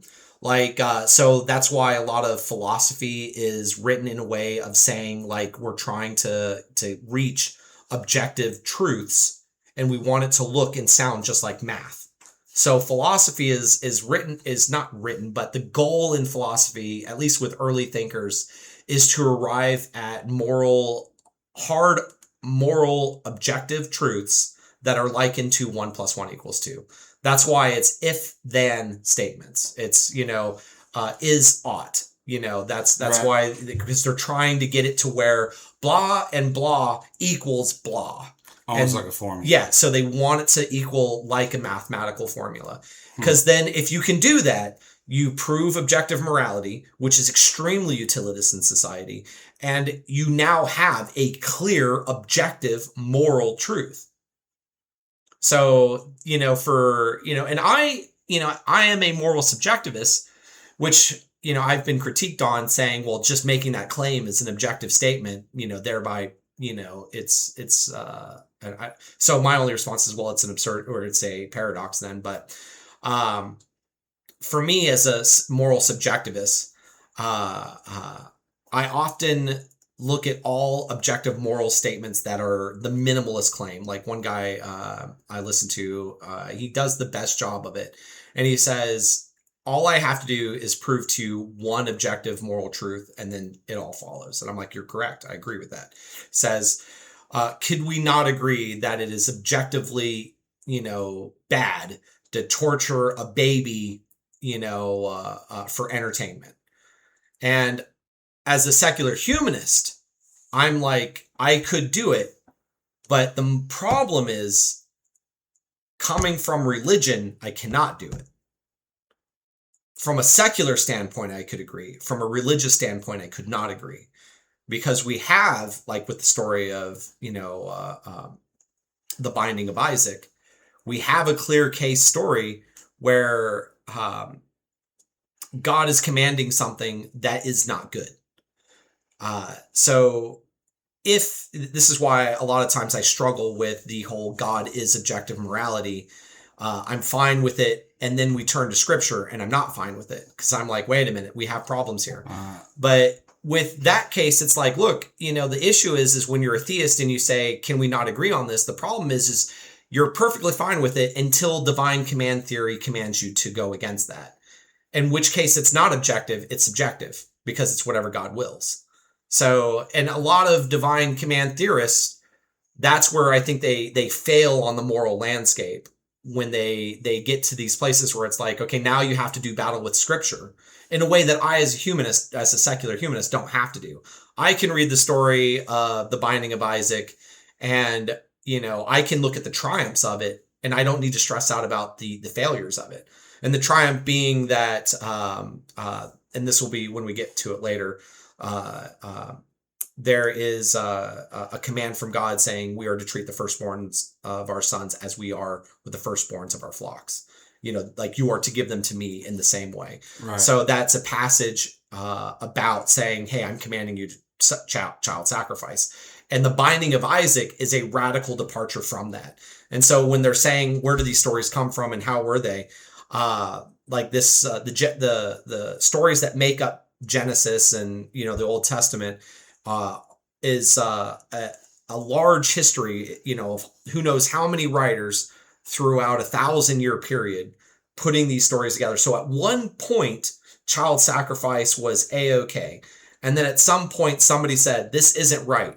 And it's blasphemy for me to say, God is saying this is right. So what they do is they say, Abraham got this, message, hey, go do it as we all have been doing. But instead of sacrificing his son, God provided the ram. So we're to use rams for sacrifice, not our children. Right. And so the binding of Isaac is not actually God commanding evil. It's actually God, saying, hey, child sacrifice is bad, you dumb idiots, Right. Yeah. So it's a radical departure from, the early Jews did child sacrifices to Baal. And there's another one, yeah. And people really like the child sacrifice. Everybody did. And you see it in, there's another story where and I'm sorry I don't have the pulled up, but I do remember that the Israelis were about to win this fight, and the king of the city that the Israelis were attacking sacrificed his child to his God, and a miracle occurred, and it drove the Israelis away. And it was likened to him, it's like, well, he sacrificed his son to his God, and that's why we saw what happened.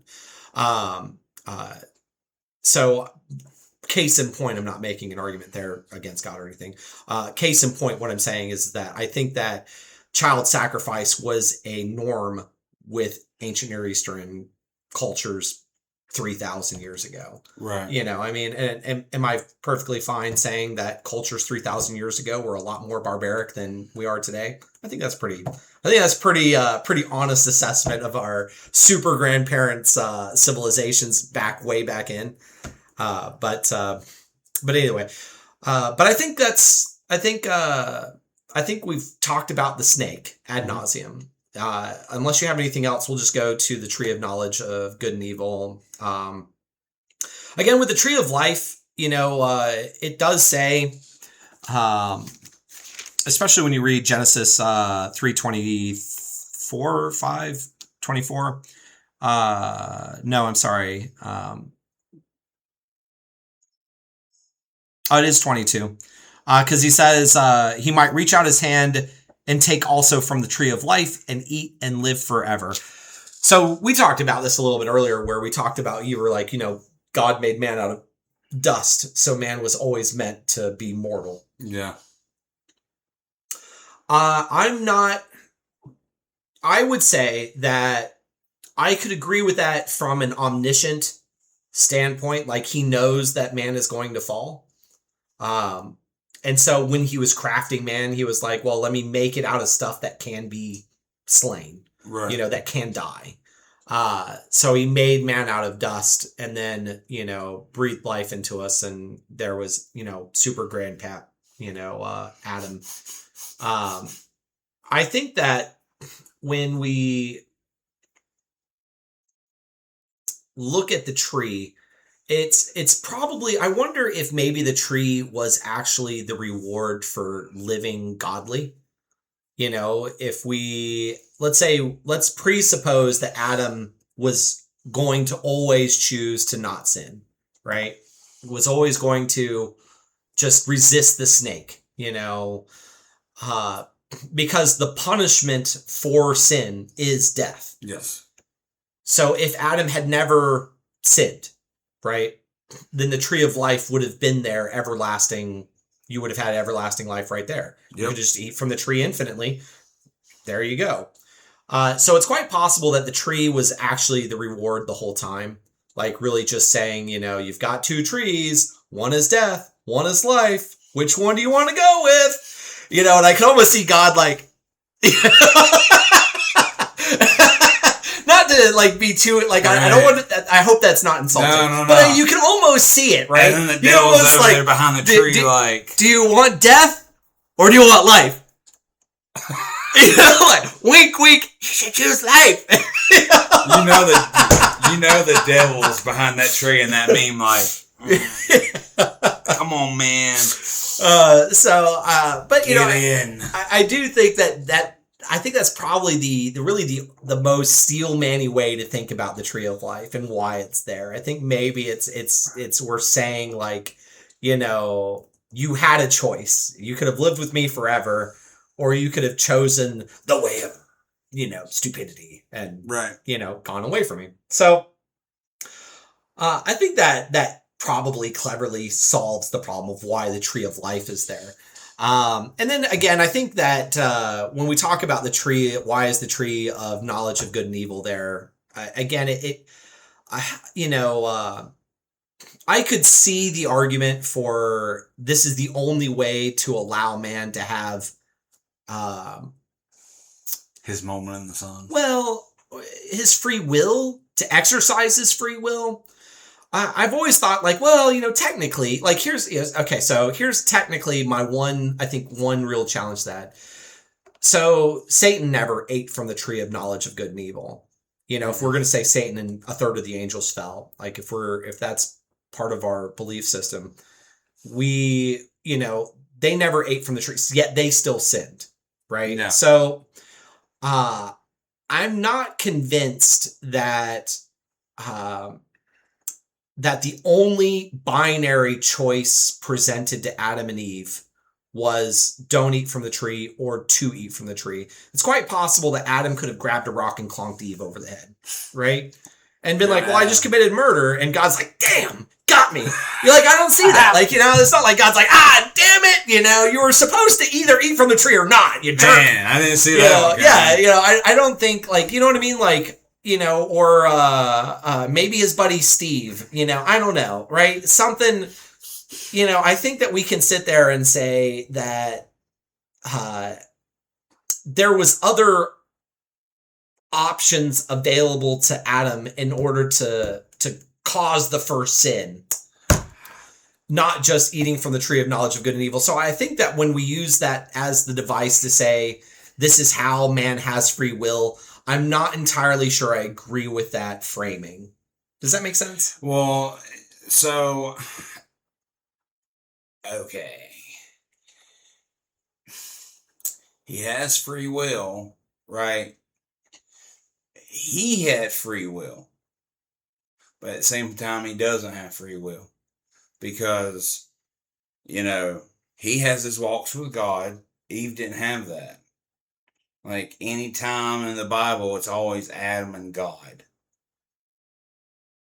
So I think with Eve, it was just, Adam just, didn't think of that. Oh. And what? I was half out of frame, so I was like, oh, let me scoot in a little bit. Sorry. Yeah. I hope I didn't just throw it out. No. You may have. I don't know. Yeah. But I mean, maybe you kind of did. Yeah. What were we doing? Well, I think that when we talk about like how a lot of the early stories are written, the way that they're written is I would say very patriarchal, but not in the feminist movement way, but simply to say that there is a strong focus on the men of in Genesis, and women have a tendency to be very much like uh, you don't see too much from their perspective. Right. Like when you are reading about Abraham and Sarah, or Abram and Sarai, or however you want to pronounce her, her name. I'm not sure if the I is silent or not. Could just be Sarah, I don't know. But either way, with her slight name change, we're simply, it's always from Abraham's perspective, but this, like, Abraham is clearly the main character. Right. And a lot of times what I notice when I'm reading, it seems like a lot of the message is, men are always going to take advice from their wives, but I always feel like it's always like a beware, because it seems oftentimes like the woman's advice is bad or it leads the men astray. So I think there's to be a little on the feminist side, I suppose. I guess it's a little like, I find it odd that women are written to always basically be wrong-headed, effectively. That's how it was in the times. Oh yeah. And the Bible is very patriarchal. Yeah, so, it's a product of its times, right? And I think that I especially when we get into Sarah and Abraham, there's some interesting parallels that occur that I think will be a lot of fun to talk about. But like I enjoy, well, I don't know. Just to put it out there, both Sarah and Abraham both laugh when God tells them that they're going to have a child, because they're both very old at this point. Like, when we start 90. Running, we're already, like, when we're introduced to Abraham, I think he's already 60 and she's already 50. Like, we're not being old, introduced to a young Abraham, or I'm sorry, a young Abram and a young Sarah. And I even joked about it. I was like, man, how beautiful was Sarah? That dude is like walking around with his aged wife being like, I'm really worried these guys are going to murder me so they can be with you. I'm like, what? She's a 90-year-old woman. What do you mean you're worried about this? So, like, I'm like, she must have been a heck of a looker. I guess the conversion rate. I guess, I don't know. She was, but there. So, we'll get into it more. But at the time, but either way, I remember. I don't want to say I made jokes, but I definitely made light of where I was like, man, she must have been gorgeous. If we're looking at this very old lady and thinking, they're gonna murder me just to have sex with her. I better let them have a go and just say she's my cousin or something, or my she's my sister, which is a half truth. She was apparently his half sister or something of that nature. So I kind of remember what I was talking about. So one of the things about you're talking about for one. It's one of those things where the fall of man is one of those times where it's like, no matter who you think you can trust, if it ain't God. Yeah. Just don't. Yeah, that's because of this. Yeah. You know what I'm saying? And like, even with the story of Joseph, he got thrown in a pit and sold into slavery by his brothers. Yeah. So, they don't care. But and also too, I think that the tree of life and the tree of the knowledge of good and evil are actually the same tree. Okay. Because the tree of life, right, is without sin. Right. Yeah. Right. And then after sin, now you know of good and evil. And I think that's actually what God was telling them was, hey, like this is, you're going to know good and evil. You know what I'm saying? Yeah.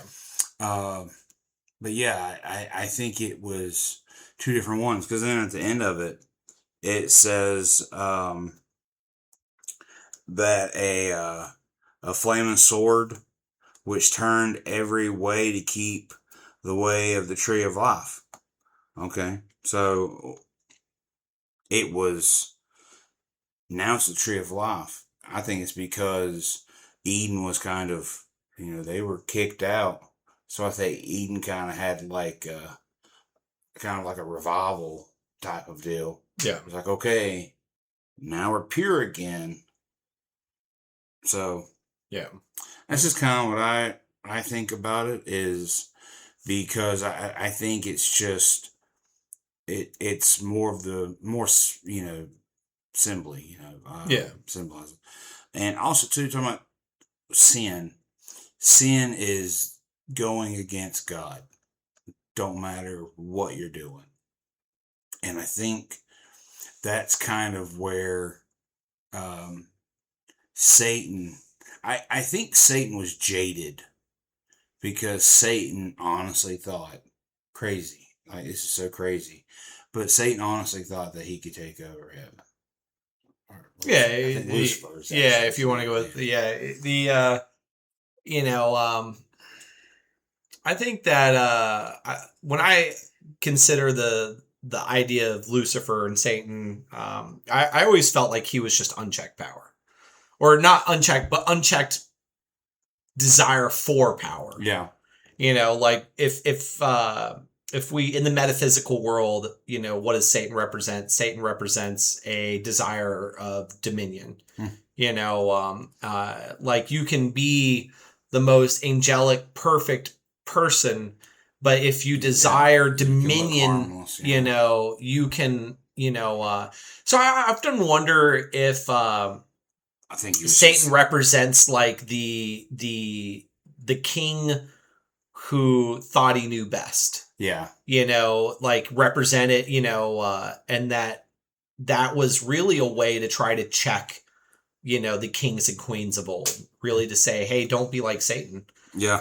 Don't let this power go to the head where you think you're greater than all, because there is something above you that will judge you, so even kings and queens, beware. Like, so I wonder if that story was a way for people in power to know, like it was a way for all of us to say, like, even to the people in power, you have power now, but always remember there's something more powerful than you, so I could see like that story, like that. And too, that, I mean, it depending on which way you look at it, it's like, no matter, who you think you are, you can't defeat them, kind of a mentality. Yeah. Well, it makes me think of what was the name with I think Al Pacino in it, and what was his name? All the Devil's Advocate. Yes, and he was like, "Dad, we lose," and he's like, "I know, but we're going out with a fight." Like that absurd, like, surely, you would think that an angel who truly knew God would know, I have zero chance. Like, there's no hope of winning this fight. And they call us stupid. Like, so it's like the ultimate absurd rebellion. Like you have no hope of winning. Why even bother doing it? It just. Well, it's just that rebellious nature of like, I could do it. Yeah. You know what I'm saying? Yeah. It's like that one guy, like, he hasn't had his own car in a couple of years because, man, if I just had the $100, man, I know I could go in there and I know I can make it like 1,000. Oh, you know what I'm saying? Yeah. Like that just that gambler. Yeah. And it don't matter how much money he puts in there. Yeah. The house always wins, baby. That's right. Yeah. So it's and I think that's another, kind of story behind it, is like, it's futile. Resistance is futile. Yeah. So it's best to just give in. You know what I'm saying? Yeah. And look for the peace that God offers. Also, too, it's another story of be happy with what you got. Yeah, right. Be happy with what you got, but also it was Satan. It was like he was going to inherit the earth, but he wanted the heavens. Yeah, and it's kind of like one of those things where you're like, does any of the other angels have anything? Like, bro, you're like the number one dude. You're the only one being given a whole planet with God's favorite people on it. Like, come on, like, what more do you want? And he's like, but it wasn't enough. Yeah. So. Well, and two, that talking birds are okay, but we got to draw the line at like birds or monkeys. Fits anything past that, it's only bad. So if you come across a talking snake, I don't care how much you might like that snake, Thor, don't grab it. Yeah. Because it might just... I know, be Loki. It might bring upon the downfall of everyone. Yeah. But yeah, I mean, it's the fall of man is a story, but I think a lot of Genesis, and it's the whole back and forth. I think of Genesis, like you have the creation story in the beginning, and then you have the creation story, and then you got this story, and then you got it repeated. And I think it's just because I don't think the authors are like, okay, let's see here, it's 17. It's 1731 BC. You know what I'm saying? Yeah. Josh. Yeah. You know what I'm saying? Yeah. I don't think they were dating things like that. Yeah. And so it could be one of those things of like, I think genuinely, my understanding is in the original Hebrew, it follows, a poetic meter. So my understanding is either it was like a song or it was a kind of a ditty. And the way the human brain works is that we are better at memorizing songs than we are like verbatim discussion. Yeah. So your earworms are always songs. It's never, man, Camus really hit me with that. Man, I can't get it out of my head. I can stop thinking about Camus at the drop of a hat. And I can focus on something else. But sometimes a song gets in your head. You can't get that. Oh my. It is in your head. And you're just like, I gotta play the stupid song or I'm gonna go mad. The worst time is when you're like, I know that song. What's the name? What is it? What's the name of that song? And you're humming it and you're humming it and you're like, Siri, I'm going to hum a song at you and I need you to tell me what it is. Okay. and then you hum it and it's like, I don't know what that is. You're like, no! Because it's like 4 words of the song. And it's that one part that you like. Yeah. So, I think that what happened was 3,000 years ago. Because what was it? I shouldn't say 3,000. I think the very first human civilization that we are aware of popped up around the year 4000 BC. So I'm thinking that like the written language comes a little bit later than that, but at some point someone figured out how to make bricks, right? And then we had civilization start from there. And I think that before that, our ancestors were, hunter-gatherers. And they had these songs and they had these tales that they would sit around a campfire and be like, and they would be saying, great, their super grandparents and their worldview, this is what, these are the stories that came down.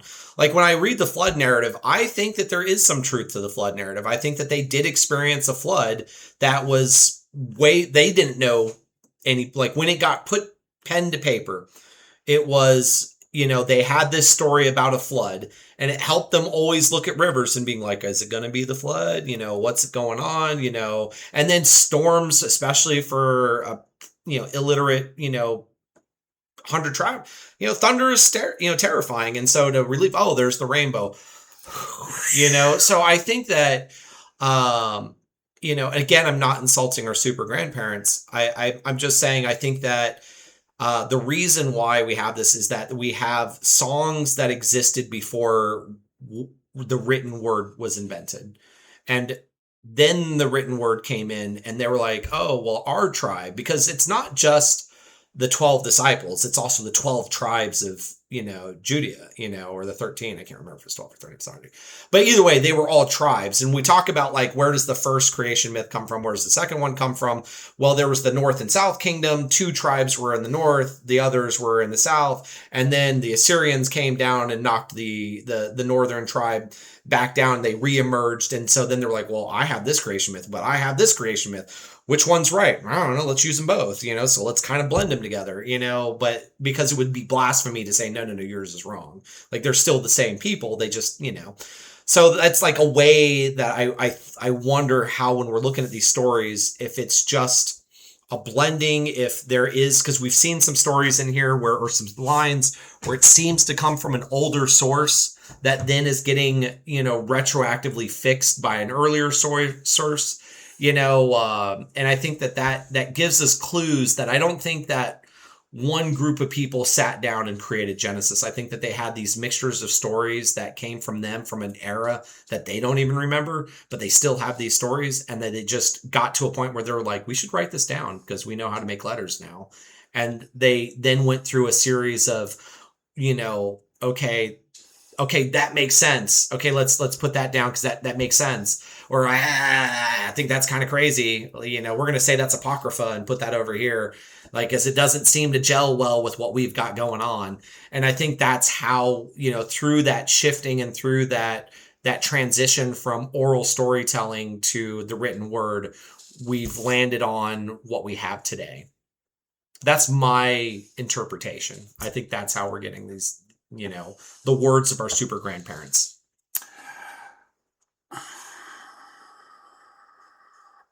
I feel like Genesis was written by at least two people.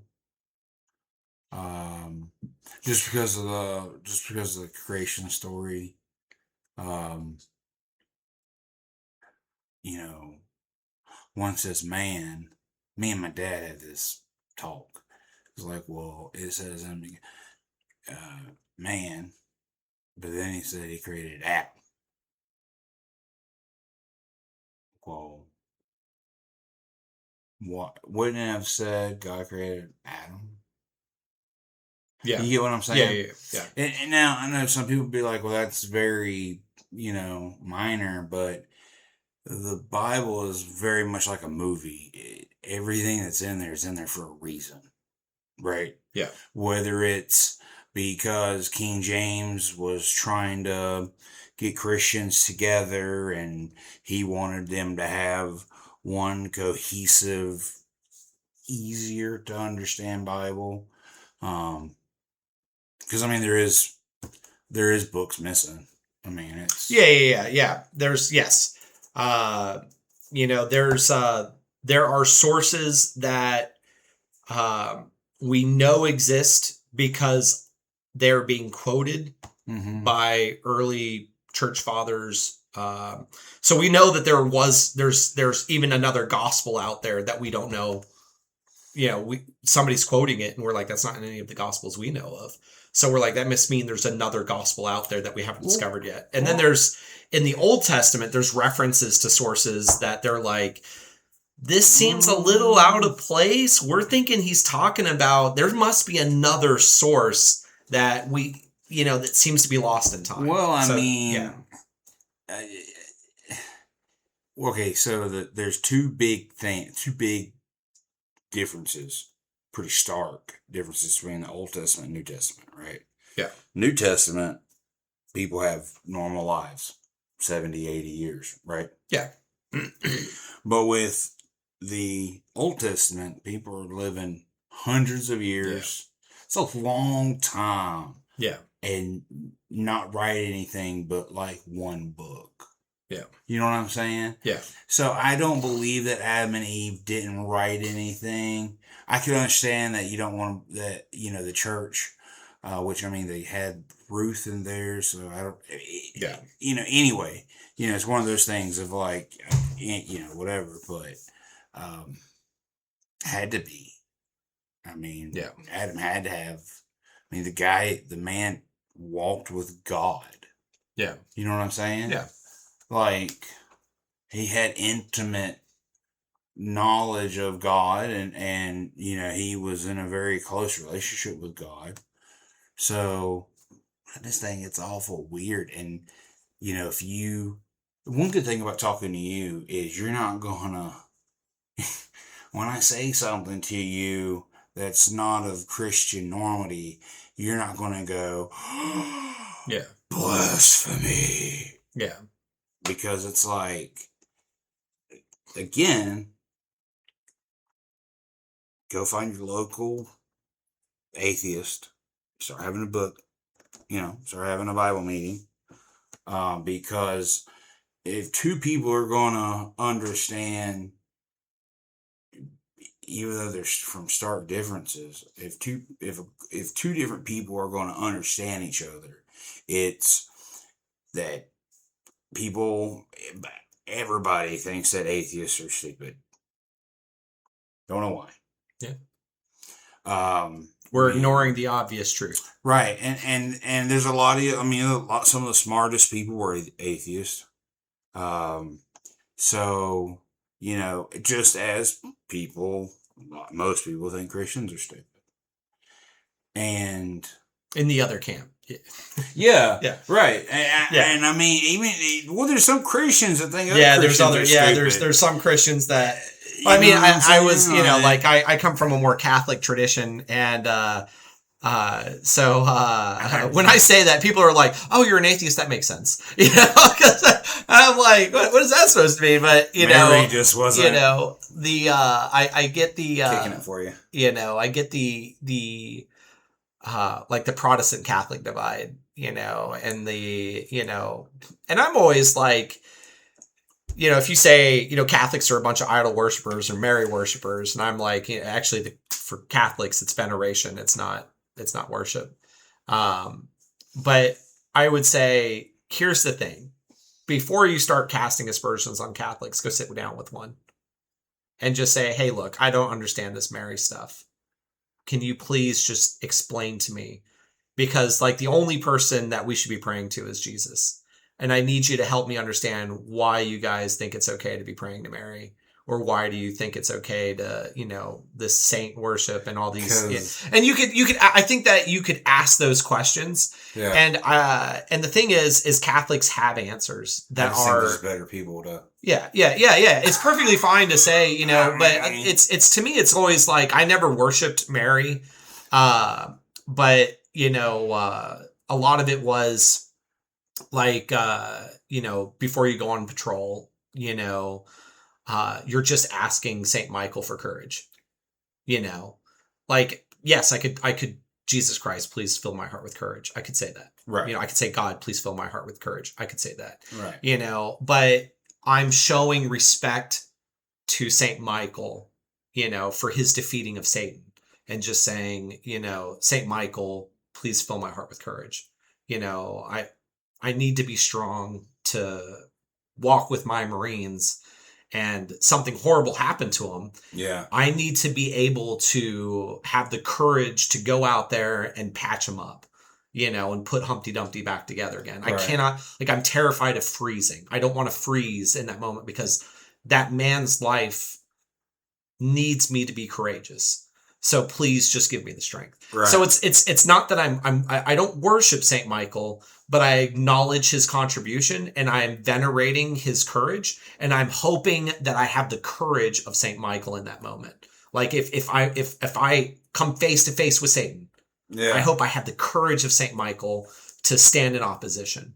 Because surely I, as a finite being, if I stood before Satan, this angelic fallen angel, still an angel, right? It's probably pretty freaking terrifying, you know? And it's going to take some serious courage to stand against Satan and give him the middle finger, because what else am I going to do? You suck.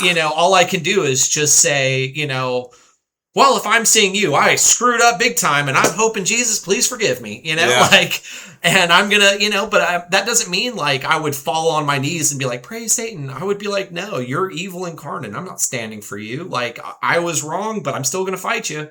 Yeah. Because I want to be a good person, and I know you were the embodiment of evil, so I'm going to stand against you because evil is evil, and I think that's all I can do. But I think that would be, and there may be a better Catholic response. I'm not a super Catholic as an atheist, obviously, but I think that everything that you think is questionable that Catholics do, if you sat down and had a conversation with an informed Catholic, like somebody who understands the whys they do the things that they do, they will have satisfactory answers. Not to say that you will be convinced, but you will say, oh man, this whole time I've been calling you guys idol worshipers and Mary worshipers, and that is not the case. That is not what they are. And that is true. Any Catholic that is informed and has studied their religion would tell you, we don't worship Mary. We don't worship, we are not idol worshipers. It's about veneration. It's about respect, but it's not worship. And they would correct you on that. And they would explain why they do the things they do. And I know I'm speaking mostly on Catholics right now, but I imagine, for me, it's very, like, I think I would have a similar thing with Mormons. Like, it's so hard for me to really look at the Book of Mormon and take it seriously. Like, I think that the only way I could have a genuinely serious conversation about Mormonism is with a Mormon who is informed and could sit down and really be like, James, you're way off. You're making a joke out of these things. Let me show you why it's serious. And I might be able to have a more informed and a better conversation with a Mormon, if I sat down and had a conversation with him. And that's what I would, but that's what I would recommend. I would say, I think a lot of us project the boogeyman onto others, for fear. And I think, like, we say, oh, atheists, they're so dumb. Like, God is so self-evident that, for you to deny his existence is equal to denying 1 + 1 = 2. Right. And like, like, in your heart of hearts, he's real. And for you to sit here and deny that, shows a real, you just must hate Jesus. Right. Right. And it's like, so how do I say, like, I struggle with my faith and I don't hate, Jesus.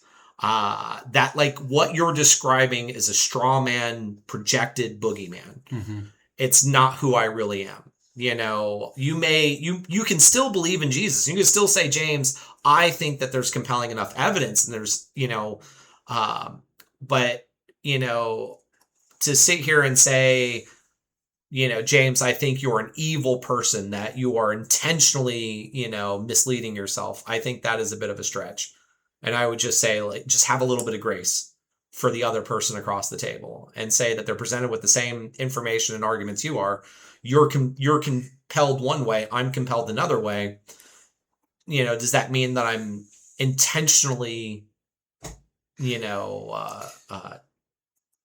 denying the existence 1 + 1 = 2? That's why I say I think that a lot of times just sit down with these people and you'll realize they're not the boogeyman that you are thinking they are.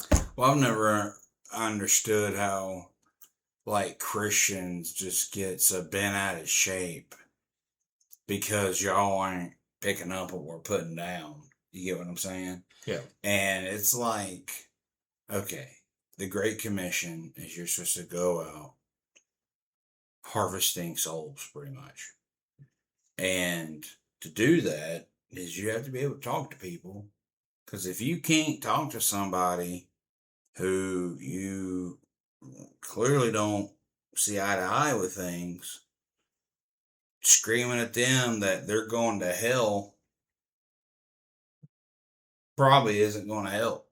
Yeah. And I think that's where a lot of people get caught up in the name calling. Yeah. Instead of actually trying to, because I want to hear. Yeah. You know what I'm saying? If you've got ideas and you've got something, whatever, I want to hear that so that I can be like, hold up, wait a minute. I didn't think about that. right? Yeah. Or be like,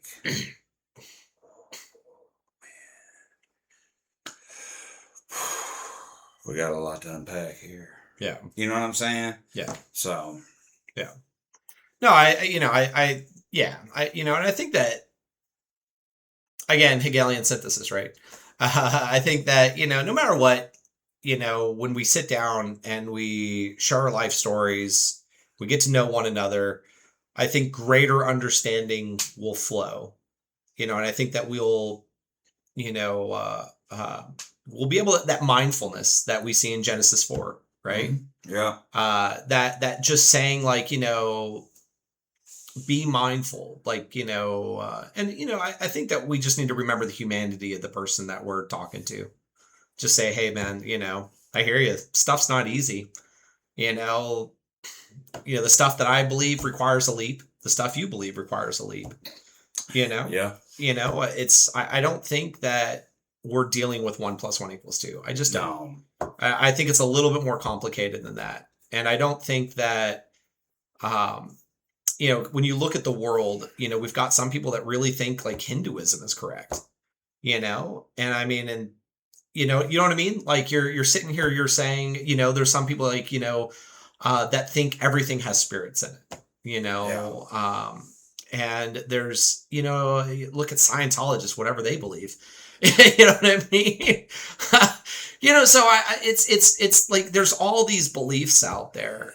And I think that it's very arrogant to say everybody who doesn't believe in the things that I believe are just willfully choosing to believe something they know isn't true, or they're, you know what I mean? Like, I think it's very tribal.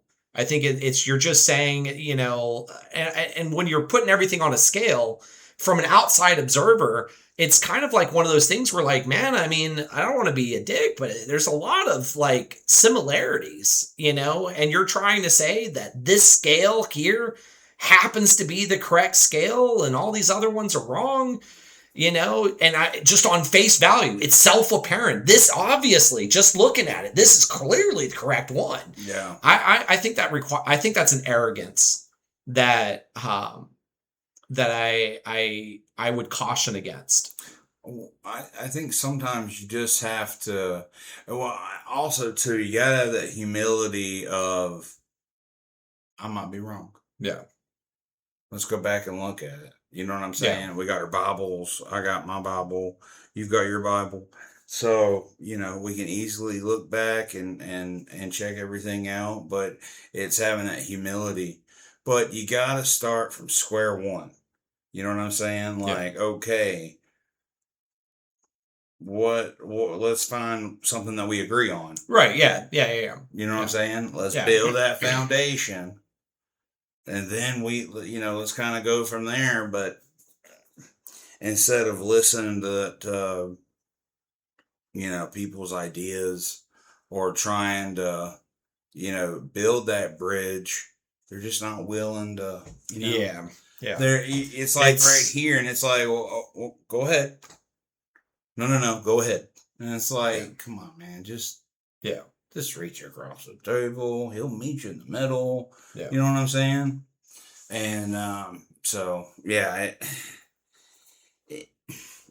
like I said in the beginning, that was one of the first things that I was talking to you about, was the whole people getting this mentality of, I'm right. Yeah. Yeah. You're wrong. Yeah. And then you can't do conflict arises. You can't do that with something that you cannot prove. Yeah. And you can't say, like, here's God, like you can in the table, or go, nope, there's no God, like, you know what I'm saying? Yeah. So, can't prove it, can't disprove it. This is all philosophy. This is all just, people that just have way too much time on their hands. Yeah.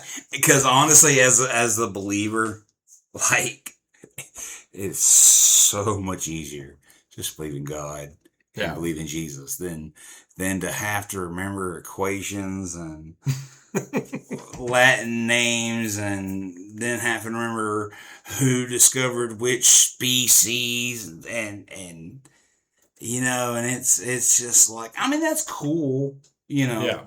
But I just don't see that as anything that actually helps us. I don't know. I guess I don't see the utility. Yeah, I just don't really quite see the utility of it. I mean, utility being as in it maybe medical research, you know, vet, something like that. I'm totally cool with, but you know, like but hey. But I think that's a good stopping point. We're just a little over 2 hours. So if you made it this far, thanks for knuckling through it and keeping up with us. Thank you. Hopefully you got a little bit out of it. I think we're a little bit more on point this time. We still squirreled a little bit, but still had a good time talking with you, brother. Yeah, we don't have the foresight to sit down and go, okay, what's the first thing you want to talk about? Yeah, and then go. We have a tendency to just start yakking. Yeah. It's like, look, Genesis 3, man, Genesis 3. And then it's like, talking about Paul, and talking about 4. We'll talk about everything but Genesis 3, and then we'll be like, oh, that's right, we're trying to circle around and do Genesis 3. Flood, everything, creation, literally everything but chapter 3. Yep. Well, brother, it's good talking with you. We'll sign off there. And guys, we'll see you for the next episode.